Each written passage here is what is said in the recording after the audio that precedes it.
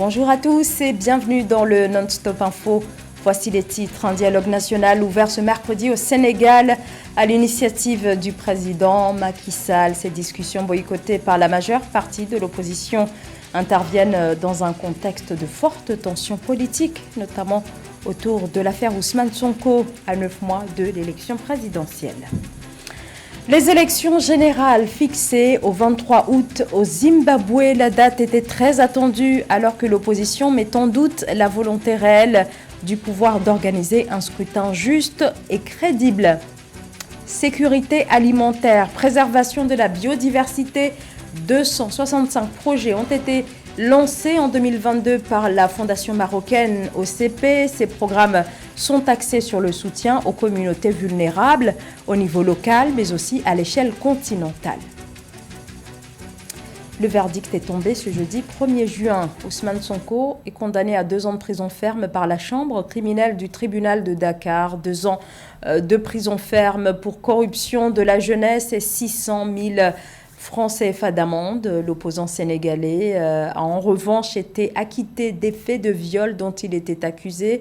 Le parquet avait requis 10 ans de réclusion criminelle pour viol et 5 ans de prison pour le délit de corruption de la jeunesse. Ousmane Sonko, candidat déclaré à la présidentielle de 2024, dénonce depuis le début de ces accusations un complot politique destiné à l'écarter de la présidentielle. Et à la suite du verdict, des heurts ont éclaté dans la capitale Dakar entre partisans d'Ousmane Sonko et les forces de l'ordre. Ce verdict du procès Sonko intervient au lendemain de l'ouverture ce mercredi d'un processus de dialogue national, des assises voulues par le chef de l'État sénégalais Macky Sall, alors que le pays est traversé par une série de tensions politiques à l'approche de l'élection présidentielle de février 2024. Alors ce dialogue divise la classe politique, notamment du côté de l'opposition, dont la majeure partie refuse d'y prendre part. Cheikh Omar Kamara.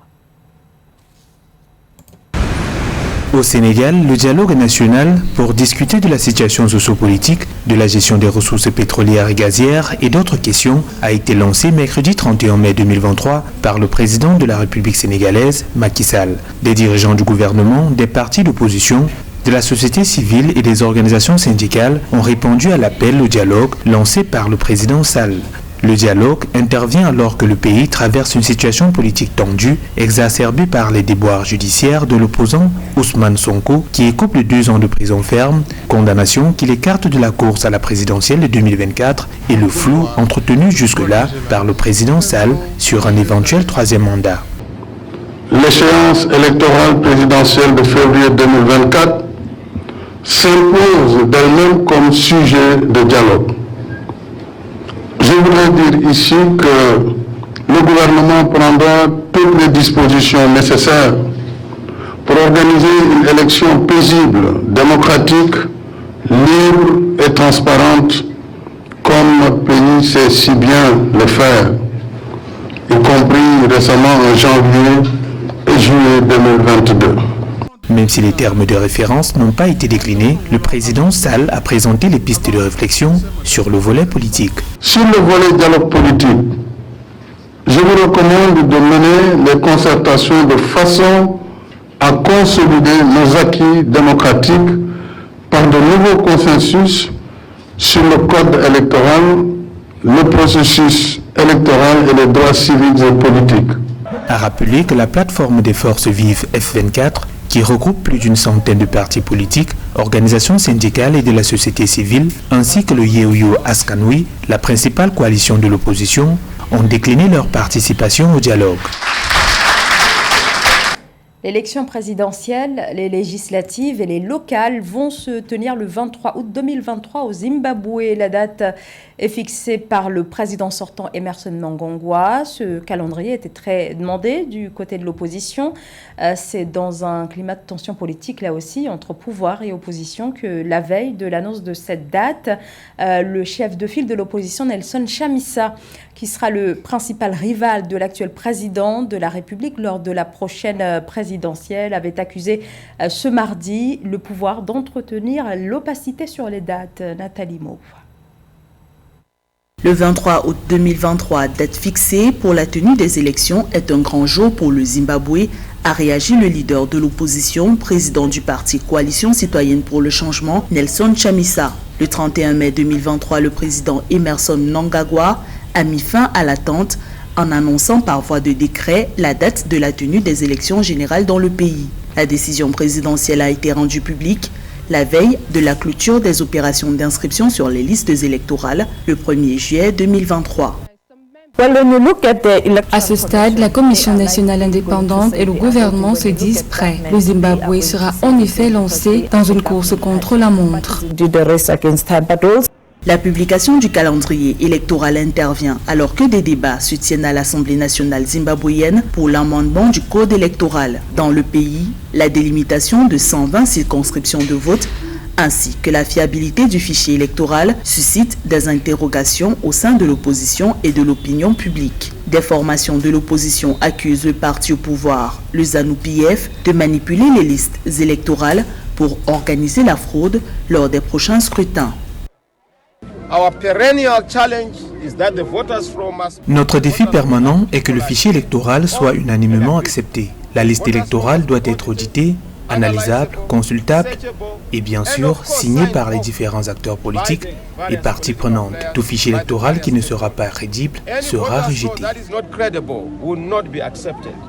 Le scrutin du 23 août 2023 au Zimbabwe concerne les élections présidentielles, législatives et locales. Le président Mnangagwa, élu en 2018, briguera un second mandat, son dernier s'il est déclaré vainqueur, selon les dispositions constitutionnelles zimbabwéennes. Au terme du vote et en l'absence d'une majorité de 50% plus une voix des suffrages valablement exprimés, un second tour de la présidentielle se tiendra le 2 octobre 2023, selon le calendrier électoral.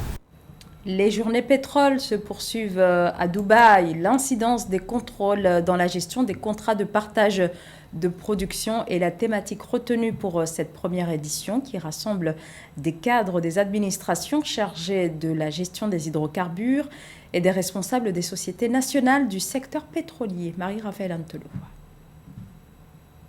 D'après l'archive ouverte pluridisciplinaire HAL, les contrats d'investissement pétrolier étranger soulèvent en pratique une longue série de problèmes juridiques très complexes. Pour des experts du secteur, l'abondance des ressources pétrolières suscite souvent des interrogations, notamment quant à la gestion des activités d'exploitation et des recettes pétrolières. Pour apporter des réponses aux interrogations et incompréhensions liées aux contrats pétroliers en Afrique, le groupe gabonais 3M Partners et Conseil rassemble les acteurs du secteur des hydrocarbures à Dubaï du 31 mai au 3 juin 2023 dans le cadre des journées pétrole. Le choix de Dubaï s'inscrit tout simplement par le fait que le modèle économique retenu par Dubaï, qui est un pays producteur de pétrole, est quelque chose de très inspirant.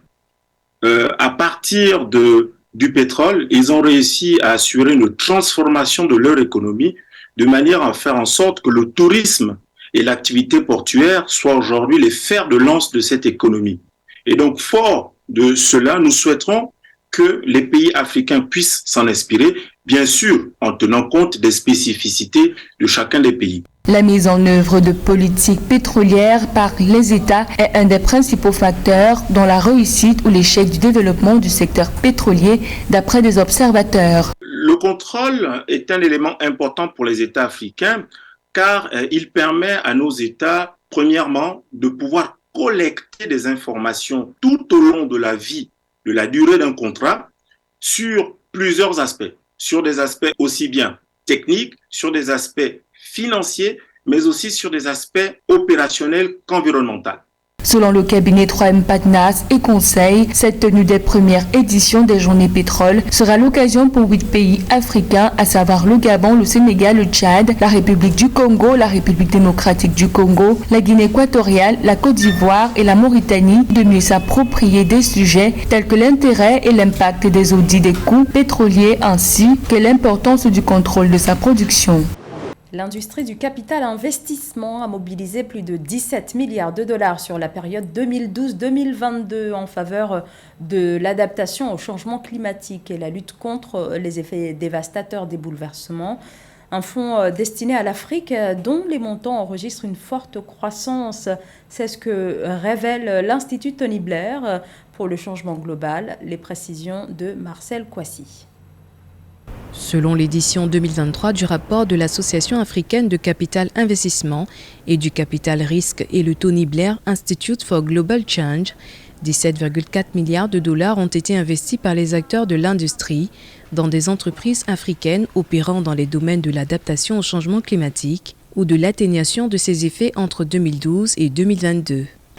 D'année en année, effectivement, le continent africain s'affirme comme étant le foyer d'un foisonnement d'entreprises innovantes, celles-ci étant dotées de capacités à fournir vraiment des solutions idoines pour la préservation de la quiétude climatique. Et en cela, pour croître davantage, s'épanouir dans leurs objectifs, elles ont donc nécessairement besoin d'être soutenues dans leurs premiers pas, effectivement. Et donc, dans ce sens, des milliards de dollars américains ont déjà été investis dans ce cadre et continueront également d'être injectés en Afrique et dans ces entreprises innovantes pour le bien-être des populations. Ce rapport indique que le montant des investissements réalisés dans le domaine du climat par les firmes de capital investissement actives sur le continent a enregistré une croissance annuelle moyenne de 14% durant la période sous revue. Les investissements les plus importants ont été enregistrés en 2017, soit 3,3 milliards de dollars, et 2,6 milliards de dollars en 2013. Toutes ces jeunes entreprises qui sont sensibles à ces besoins cruciaux pour le continent et qui ont des idées nouvelles et qui ont le potentiel, c'est à juste titre que dans le cadre d'un capital investissement, elles reçoivent des soutiens de la part de communautés de communautés financières, disais-je, qui peuvent vraiment les soutenir et les aider à croître pour le bien de tous. Alors que l'industrie du capital investissement se concentre historiquement sur les petites et moyennes entreprises africaines, 65% des transactions impliquant des entreprises actives dans le domaine de l'adaptation au changement climatique ou l'atténuation de ses effets sur le continent s'évaluent à 10 millions de dollars. 6% des transactions seulement ont porté sur des montants supérieurs à 100 millions de dollars entre 2012 et 2022. La Fondation OCP, c'est 800 projets de développement depuis 2012, dont 265 réalisés en 2022 par le groupe marocain exportateur de phosphate. Plusieurs pays africains ont pu bénéficier de cet accompagnement économique et social en faveur des populations défavorisées au Maroc, mais également à l'international dans le cadre de la coopération Sud-Sud qui comprend entre autres la création de 12 fonds de partenariat allant de la sécurité alimentaire jusqu'à la question de la préservation de la biodiversité. Joël Ballot. Dans le cadre de la coopération Sud-Sud, la Fondation marocaine OCP a réalisé en 2022 265 projets, dont 190 soutenus dans le cadre de 12 fonds en partenariat avec des institutions au Maroc et en Afrique. Auprès du Sénégal, la Fondation OCP soutient le projet de développement durable au profit du parc national de Niokolo-Koba. Ce partenariat, entamé en 2021 et déployé sur 3 ans, vise une gestion efficiente des ressources naturelles et permettant aux communautés riveraines d'accéder à de nouvelles sources de revenus, réduisant progressivement la pression sur les ressources du parc. Le parc national du Niokolo-Koba, c'est un parc qui est sur la liste des sites en péril de l'UNESCO. Il vit de ces pressions du changement climatique, mais aussi de ces communautés qui elles-mêmes ont besoin de développer des activités génératrices de revenus. Il fut un temps où elles vivaient à l'intérieur du parc, mais pour des soucis de préservation de l'environnement, elles ont, émigré vers l'extérieur du parc.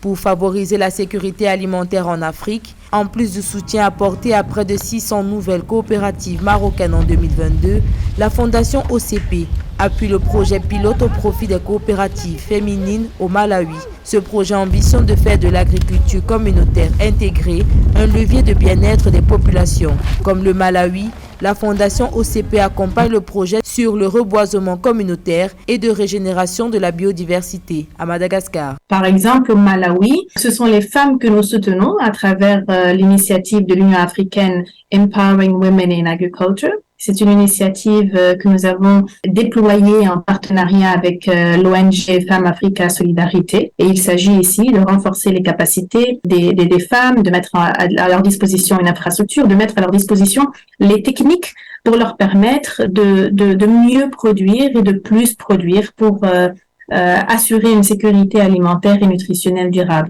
Face au changement climatique, en 2022, la Fondation OCP s'est impliquée dans la formation de plus de 1000 femmes et jeunes en Afrique autour des bonnes pratiques en matière de stockage et de valorisation des cultures agricoles. Des mesures qui, à long terme, permettront d'autonomiser les populations à travers la création d'activités génératrices de revenus. Et c'est la fin de ce journal. Merci de votre fidélité. L'information continue sur Africa 24.